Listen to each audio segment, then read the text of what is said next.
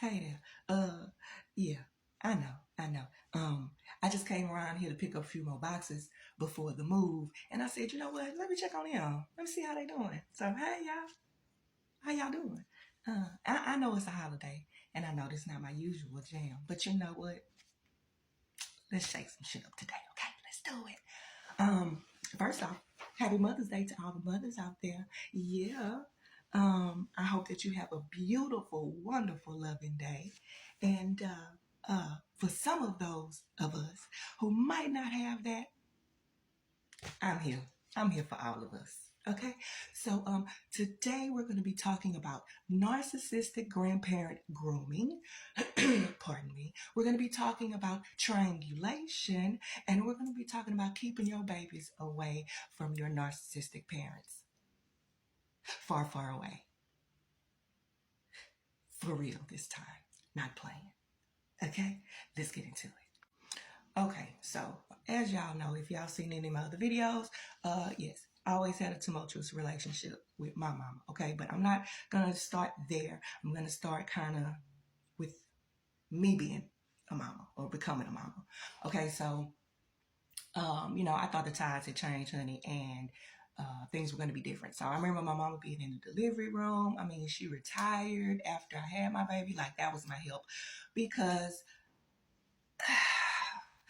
when you are the child of a narcissist, you tend to usually date narcissists, which I had a baby with a narcissist. But I didn't know any of this until way later on. Way later on. Okay. So yeah, I thought everything was gravy. And but it just wasn't. It was always like a tug and pull. Later, I come to find out that's called what's called triangulation, right? But in my case, I think it was more like a rectangle. I don't know. Okay. But at any rate, honey, it was pure hell. Okay. So say for instance, I would give my daughter instruction. Like for instance, it was one, she had a program for school. Okay.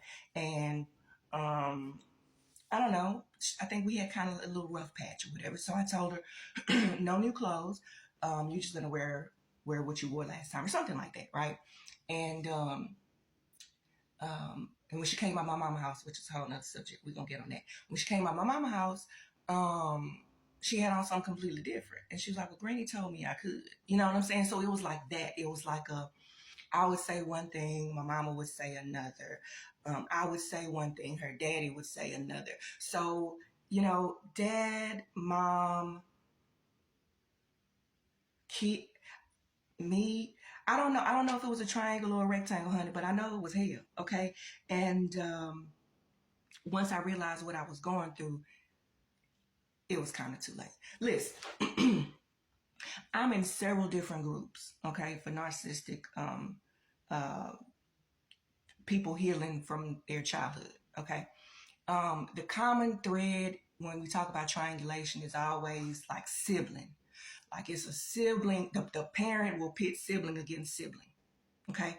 In my case, which is different, it was like parent against kid, parent against own child, right? And it's so much stuff in the news right now, and I just sit back and I pay attention because every few times that I've tried to share, it's been a mess because no one understands. Like, this dynamic is a weird one. It's different. No one really talks about it. So that's why I'm here. Okay. Another situation and instance that I had to deal with was my daughter's father would pick her up for his weekend per his court order. Then he would go around the corner, one block away, and would drop her off at my mom's house. And that was like their arrangement, their bond, their little sneaker freak or whatever. Not really, let me take out freak. But then again, you know what? It was just a little sneaky way of doing things. I just put it like that. Let's take that other word out. We ain't gonna bring it back. So anyway, so yeah, I was dealing with things like that. Like, I would say one thing and then, for instance, my daughter wanted a perm. So I let her get a perm. Now I'm more natural because, I understand, they started talking about cancer and everything. So I was kind of ahead of the game with that, right? We were even part of a little documentary where she said that she wanted to go natural. So she went natural.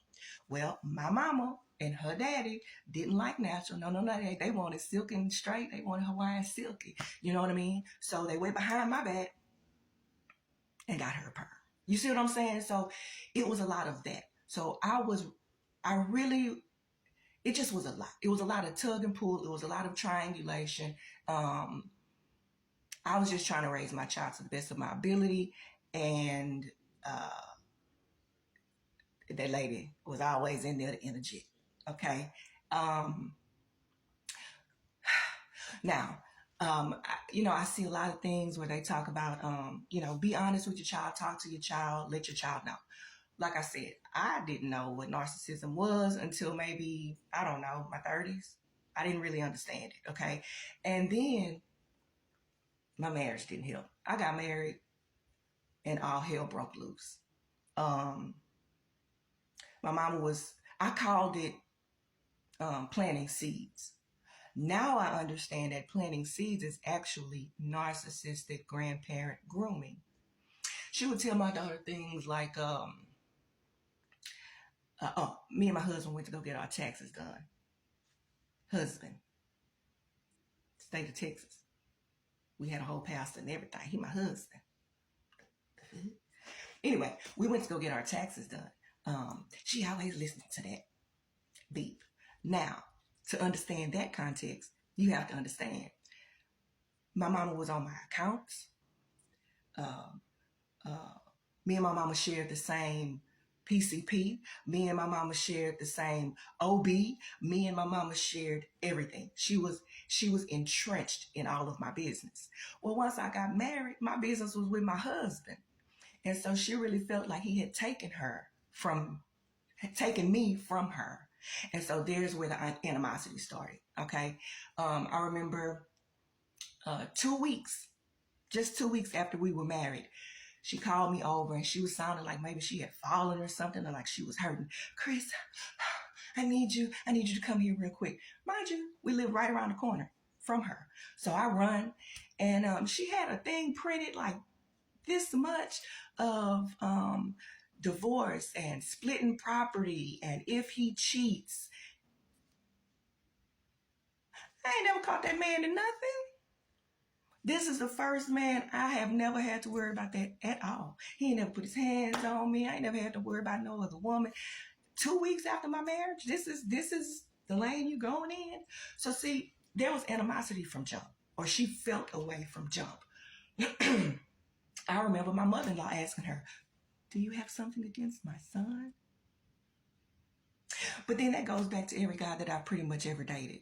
It's always been a problem. In some way, shape, or form, it's been a problem because I was supposed to cling to her forever and ever and ever, And then that kind of trickled down to my daughter with certain things that were said and certain things that were done. Now listen, on this next video, I'm going to keep it real. Hell yeah, I went off sometimes. I didn't understand what I was going through. I didn't understand narcissism. All I understood was this some bullshit. And I should be able to raise my child as I would like to without there being any issues or situations. Because I tell you what, when my daddy passed, this is a rough weekend. I got so much to tell y'all. But when my daddy passed, I don't even know where I was going with that. I'll get back to it. It is what it is. I'm human. It's a lot. But yeah, it's oh yeah, I got it. When my daddy passed, my mama didn't let nobody get involved with her raising me.